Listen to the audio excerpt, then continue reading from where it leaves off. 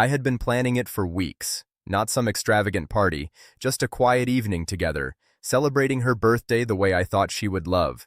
Candles, her favorite meal, a little music, maybe a bottle of wine. Simple, thoughtful, something from the heart. I thought she would be excited. I thought she would smile and hug me and tell me it was perfect. I thought wrong. The night came, and I waited. I texted her gently, "Can't wait to see you tonight." No reply. I shrugged it off at first, thinking she was busy finishing up at work. I made the dinner, set the table, lit the candles. The apartment smelled like garlic and rosemary. Everything was ready for her. Hours passed. No word. My phone buzzed finally.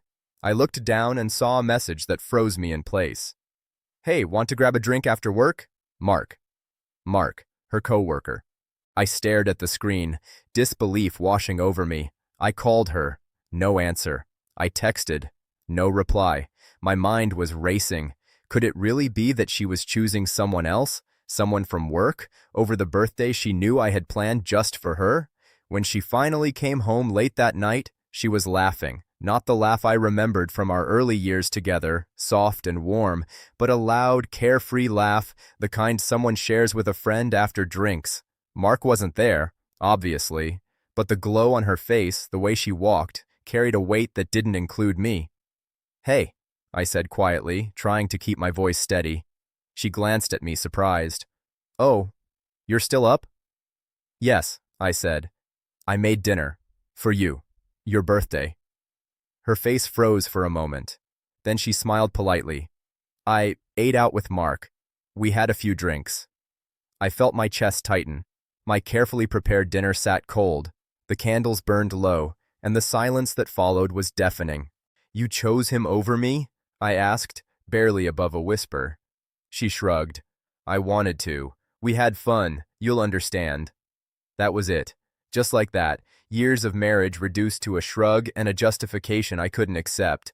The betrayal wasn't about the drinks or the outing, it was about the disregard, for me, for us, for the life we supposedly shared. I didn't yell, I didn't scream, I didn't throw things. I simply stepped back. I realized then that some moments reveal everything in a way words never could. I saw the truth of who she had become, and the person I had loved was no longer there. I packed my emotions into quiet acceptance. I left the apartment that night for a long walk. Cold air stung my lungs, but it was cleansing. I replayed years of subtle signs I had ignored, small betrayals I had brushed off in the name of love, and now, on her birthday, it all became undeniable. The next morning, she was apologetic. Sort of. She said it was just a fun night, and "I didn't mean to hurt you." But apologies without understanding are meaningless.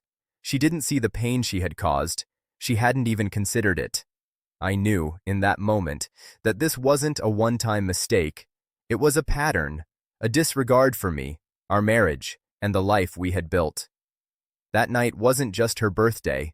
It was the day I finally understood that our marriage had changed, without my permission, without my awareness, and without my consent. I didn't leave that night, but I started planning my exit. Slowly, quietly, methodically. I focused on myself, on reclaiming my worth, on realizing that love is not enough if it's met with betrayal and indifference. Months later, we separated.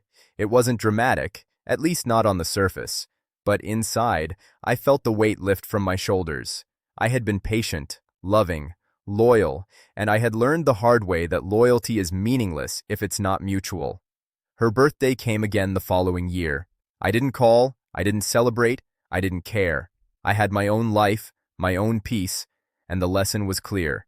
Respect and care cannot be demanded, they must be given. And if they aren't, no love, no planning, no gesture can ever make up for that absence.